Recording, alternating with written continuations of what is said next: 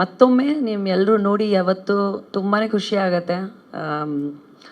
ನಾವು ಏನಾದರೂ ಒಂದು ಪ್ರಯತ್ನ ಪಡಿದಾಗ ಒಂದು ಎಂಕರೇಜ್ಮೆಂಟು, ಒಂದು ಪ್ರೋತ್ಸಾಹ, ಒಂದು ವಿಸಿಬಿಲಿಟಿ, ಒಂದು ಸ್ಟೇಜ್, ಒಂದು ಫೋರಮ್ ಇದ್ದರೆ ಯಾವತ್ತೂ it's really honourable for an artist ಅಂತ ಹೇಳ್ಬೋದು.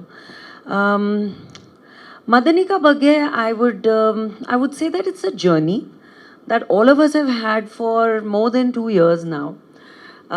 ಐ ನೋ ದಟ್ ಸಾಕಷ್ಟು ಕುತೂಹಲ ಇದೆ, ಯಾವ ಥರ ಫಿಲ್ಮ್ ಇರುತ್ತೆ, ಏನು ಕಂಟೆಂಟ್ ತೋರಿಸಿದ್ದೀವಿ, ಏನು ಮಾಡ್ತಾ ಇದ್ದೀವಿ ಅಂತ. This is just the beginning.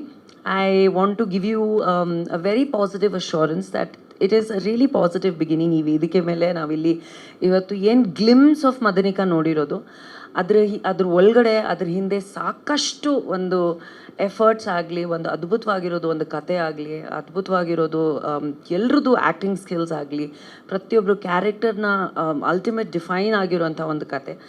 And ತುಂಬ ಖುಷಿ ಆಯಿತು when Sanjay sir came to me with the story.